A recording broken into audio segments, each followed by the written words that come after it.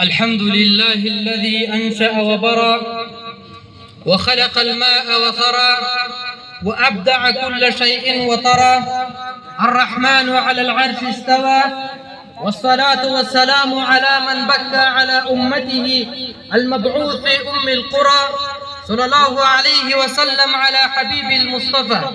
أما بعد، أحييكم بتحية السلام الخالدة، تحية أهل الجنة يوم يلقون السلام، فالسلام عليكم ورحمة الله وبركاته.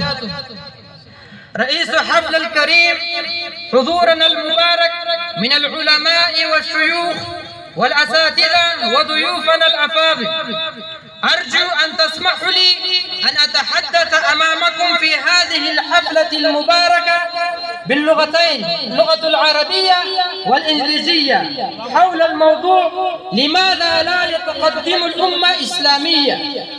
لماذا لا يتقدم أمة إسلامية؟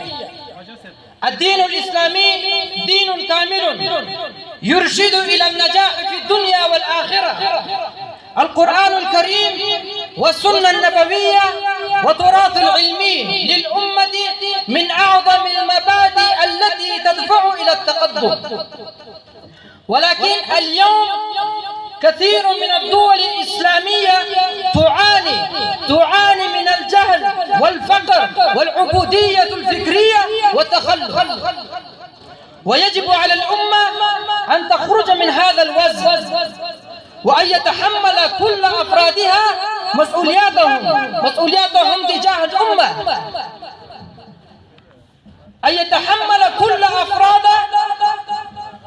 مسؤولياتهم تجاه الأمة، وأن يعملوا جاهدين لإعادة بناء ورقي الأمة، ويبدأ ذلك بإصلاح الذات، كما قال الله تعالى في القرآن الكريم: إن الله لا يغير ما بقوم حتى يغيروا ما بأنفسهم. هذه الآية توضح أن التغيير الإصلاحي يبدأ من الداخل، وإذا أرادت الأمم التقدم فعليها أن تصلح فكرها وتربيتها وعلمها وعملها. Like I said at the beginning, that today my issue is about improvement of Islamic Ummah, that how can improve Islamic Ummah and why cannot improve Islamic Ummah. Sayyid Qutb rahimahullah said that Islam presents a system that guides the people, the family, the government and the society in a balanced way to the Ummah. But we did not implement this system in our life, in our own life, in our family, in our society, in our government. And this is the biggest problem. That's why Islamic Ummah do not improve. Allama Tantawi rahimahullah said that Allah promised us that if you do righteous deeds, I will give you the leadership and the kingdom and the khilafah.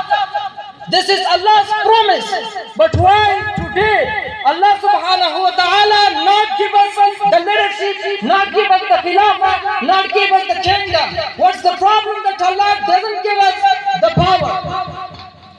Why are Muslims in East Turkestan, Uyghur, in Tajikistan, in Pakistan, in Turkey, and many other Islamic countries unable to have leadership and to have kingdom and khilafah? What's the problem? Now, only the Islamic Emirat of Afghanistan and the Dimashq of Sham, these two are that have some form of kingdom and the khilafah. Alhamdulillah. This is also the biggest ni'mah of Allah subhanahu wa ta'ala to us. And inshallah we will improve. Today, our scholar in Arabistan, in the Saudi of Arabia, our scholars are imprisoned. The women and children are suffering. They are suffering, for example, in Palestine. So what's the problem? Why we are like that weak? Do you know what's going on in the east of Turkestan? I mean in Uyghur, in Turkestan al-Sharqiyya, where a Muslim mother's baby is taken from her womb and boiled in hot water and eaten by the Chinese. This is the extreme level of operation. The extreme level of operation is this. And there are hundreds, thousands and thousands similar examples. So why and what is the reason? Allama Tantawi rahimahullah said he mentioned the reasons, that there are two main reasons that why Muslim countries or Muslims cannot achieve the leadership and the power and the kingdom. Number one, lack of knowledge. The second one is lack of unity. These two main reasons are that Muslim countries or Islam does not and can't improve. If you have knowledge and unity, the Muslim Ummah will develop and improve. And if we turn away from the knowledge and the unity, the Ummah will fall behind and behind. And the biggest problem in our Ummah is this, that we made a gap between university and between the madrasas. This is the biggest problem, a gap, and we have to delete this gap between the madrasa and the universities. This gap will end and the unity will come when university students also learn the madrasas, the religion of the madrasas, religions, scholars of lessons, and the madrasa students also learn the modern science. And Allah will give us the leadership and strength when all our scholars rise together, scholars of every field, hadith, tafsir, chemistry and physics.